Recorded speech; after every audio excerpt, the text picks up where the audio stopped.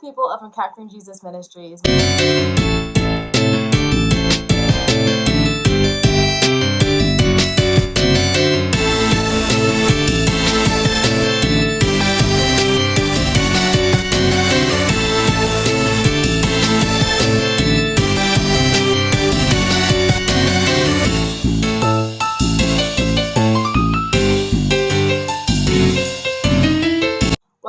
Welcome back to Bible Study with Kay. I don't like super duper long introductions, so let's get right into it.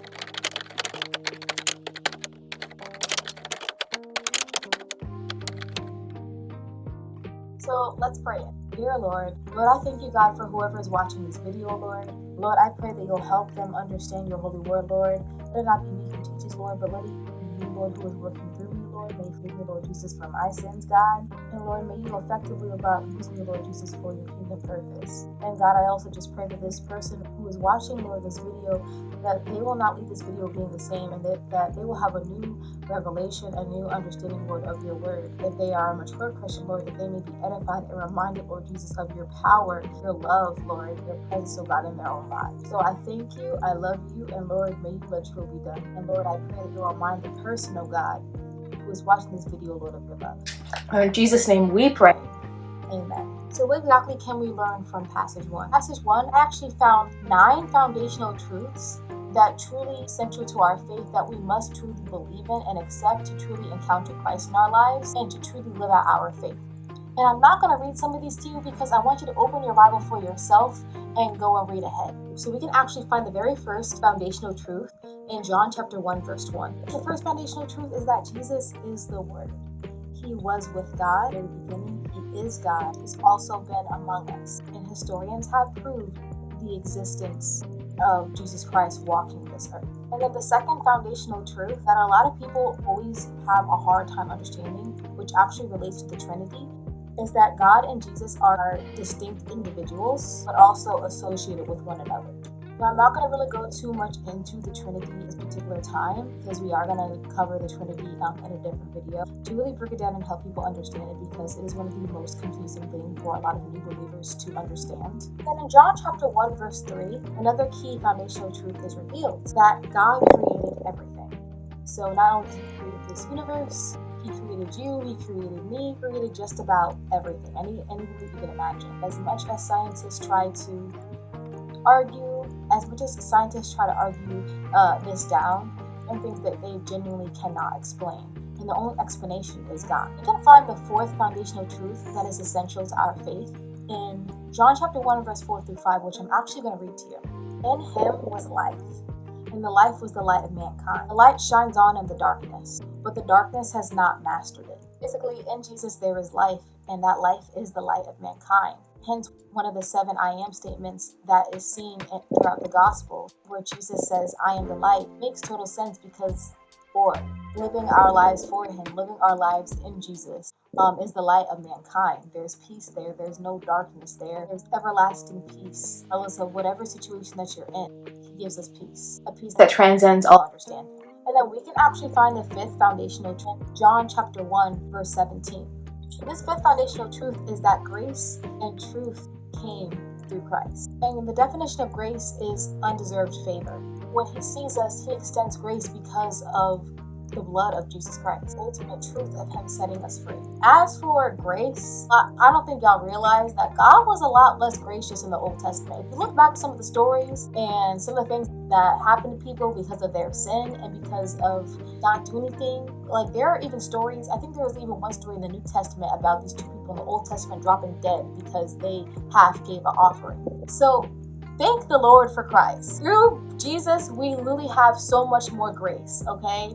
Not to say that sin is okay, but if we didn't have Christ, a lot of us would be dead. A lot of us would not still be here. If there wasn't that ultimate sacrifice, if that blood wasn't covering us, God would be like, oh, you did this? Boop. Like, he could have really done that. There are a lot of cases where God was like that. Especially like if you knew it was in here, like there are a lot of cases in the Old Testament where God was like that. He was like, okay, you're gonna play me? I'm gonna cut you. You know what I mean? So I'm gonna cut your life like this since you want to play with me and my law.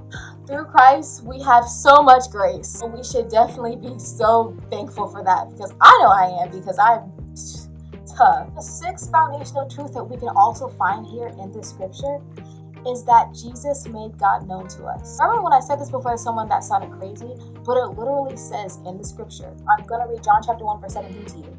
For the law was given through Moses, but grace and truth came about through Jesus Christ. No one has ever seen God. The only one, himself God, who is in closest fellowship with the Father, has made God known. Because Jesus is in closest fellowship with the Lord, this is what honestly allows us to have that intimate relationship with the Lord. Because when you go through the Son, you get to the Father. Kind of like a bride and a groom. When a bride finally marries into the groom's family, he begins and develops to have an intimate relationship with his family members. Why? Because he married the Son. So when you go through to the Son, you get to the Father. We can actually find the seventh foundational truth in John chapter 1 verse 10. John the Baptist was sent to tell others about Christ. Sometimes there are different denominations within the church or other religions who tend to idolize John when John was not the Messiah. Yes, he did have a huge responsibility that God gave him, but we must constantly remember that he's not more significant than Christ. He himself said that. Eighth foundational truth that is essential to our faith can also be found in John chapter 1 verse 12. Our faith in Jesus makes us his children. We're heirs of Christ through our faith. The moment that we accept Jesus Christ, as our Lord and Savior, we have the right to become his children. And the ninth foundational truth that is essential to our faith is that Jesus is the Son of God. Now remember, this is a common theme all throughout this book. It is the essential truth that all believers must know, that all new believers must know, all new believers must accept, and that mature Christians are constantly reminded of. He is the reason for all. He is the Son of God. And now, before I go on to passage 2, what I really advise for you to meditate upon all of these scriptures. They're really important, vital to your relationship with Christ. It will help you encounter Christ in a different way. To truly understand him is to truly understand his word as well. To understand his word, to really understand him. Really ask the Lord, bring revelation. Really just ask the Lord to understand his scriptures more and really think about these things in depth and how you can apply this knowledge to your everyday life. I'll meditate these scriptures and I'll also meditate on this one question. Where are you at in your relationship with the Lord? So we're going to go to passage 2. Moving forward in passage 2, the author starts taking us through some action. John the Baptist was baptizing in Bethany across the Jordan water. And in case you are wondering where that is, a quick Google search will actually show you this. Pretty far from the US. The Pharisees, or religious leaders, were sent out by Jewish leaders all the way out to Jerusalem to question who John was. John made it clear that he was not the Messiah to them or a prophet, but the Pharisees were still confused as to why John was baptizing people anyway. Then John displays an exemplary act of humility in John chapter 1 verse 26. I baptize with water, John replied, but among you stands one you do not know. He is the one who comes after me, the straps of whose sandals I am not worthy to untie.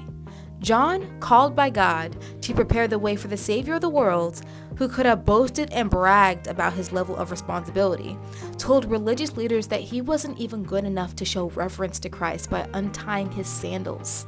This type of humility is an approach to Christ we should all take, because we are not worthy. None of us are worthy. He is the ultimate king. In passage 3, the next day, John saw Jesus where he was baptizing, the Bethany River, and let others know that he was the one. He addressed Jesus as the Lamb of God, hence why we call him the ultimate sacrifice. Then John testified in John chapter 1 verse 34, I have seen and I testify that this is God's chosen one. This is an extremely significant passage. In passage 4, the next day after that, at the same place, John points out his disciples to Jesus, and here we learn about the first disciples of Christ. These were personal followers of Christ during his time alive who went with him almost everywhere. We first learn about Andrew and an unknown disciple, whom many theologians think is the author. However, they're still not necessarily sure. These disciples were following Jesus to stay with him before we learn about Simon, who was Andrew's brother. In passage 5, the next day after that, Jesus found another disciple named Philip and told him to follow him. Philip then found a man named Nathanael and told him about Jesus. But Nathanael was skeptical, So Philip invited him to come see Jesus for himself. One thing about the majority of the disciples is that they all asked questions and ended up following with intention. They just wanted to be with Jesus. This shows us that it is okay to ask questions. Too many people have been open about experiencing their questions being shut down in church, but I encourage you to also extend grace, because some people, like your family, simply may not be able to explain their knowledge that well. This is also an opportunity to ask yourself, why have you decided to follow Jesus? Is it for fame? Is it for money? Is it for popularity? Is it for power over others? Because throughout history, some people have done that. These disciples, they just wanted to be with him. Then, when Nathanael came to Jesus, Jesus said, "Here is truly an Israelite in whom there is no deceit." Nathanael questioned how Jesus even knew him, and Jesus said, "I saw you where you were still under the fig tree before Philip called you." This just goes to show that Jesus knows us inside and out. Often he surprises us with the things he knows about us, because sometimes it is hard to wrap your mind around an all-powerful being knowing you like that. For some people though, it is. And this is a reason people often hide or run from the gospel feeling ashamed, because when they hear that Jesus knows the real them, they dwell on the ugly parts or deeds of themselves that no one knows about, or how they feel about themselves. But we have to remember that Jesus loves us even as much as he knows about the details of our lives and character. So there you have it. We covered chapter 1. Here's a general overview of what we covered. I thought I'd never get through this chapter. Just kidding. God is faithful and helped me talk to you guys about this, even though it was a little bit difficult, but I enjoyed every moment of it. Moving forward, there's going to be plenty of action packed into the next 20 chapters, so make sure you definitely read ahead so we can go over this together next Friday. And if you have any questions, make sure you comment them down below. I have a quick announcement. I would love if I had like a team of people to help me put out these videos every single Friday, but I don't, and I'm also a mom. We will be doing Bible study, like I would say, every other Friday. I will be uploading shorts, and I will be uploading short mini lessons as well on Instagram and TikTok for you guys to think about as we go forth into the book of John. If you're a mature Christian and you don't really feel like this is like resonating with you, you feel like you already know this, I would say that right now God is really leading our ministry to focus more on infants in Christ and people who are honestly new to the faith. So honestly, you just have some words of encouragement for them, some advice, or just anything that will really help them so that they can have a better relationship with the Lord, then definitely comment down below and say something, because anything helps. There are so many infants in Christ all over TikTok that I've seen that literally just don't know what to do, or just paranoid, and they feel like they don't know what they're doing, they feel like they don't know what they're reading, they feel like they just don't understand the Bible. And I really do feel in my spirit and my heart that the Lord is really leading me and this ministry to cover topics that specifically help young people and infants in Christ whose questions have gone unanswered in the church. But I promise you, in the future, I'm gonna have something for y'all. I promise, something's coming. But right now, this is what the Lord has time for me to do. Again, make sure you tune in every single week on all of our platforms. Don't miss anything, especially on Instagram. We have infographics. We have all kinds of stuff, all kinds of resources to help you understand Christ more and help you understand things in the church more. If you haven't accepted Jesus Christ as your Lord and Savior today, then I really want you to say this prayer with me. Dear Lord, I know that I'm a sinner. I know that, and I believe and I accept that you died on the cross for me. I accept you into my heart and into my life. Lord, I thank you, Lord, for what you've done for me. Lord, I pray that you'll please forgive me for all of my sins. You'll please renew me and restore me. In Jesus' name I pray. Amen. If you went ahead and said that prayer, then congratulations. The angels in heaven are literally screaming. You are a child of God, and you are literally a heir of Christ. So I really hope that this video helped you guys. I will see you guys in our next Bible study video. And yeah, I hope you guys have a great week. Bye guys.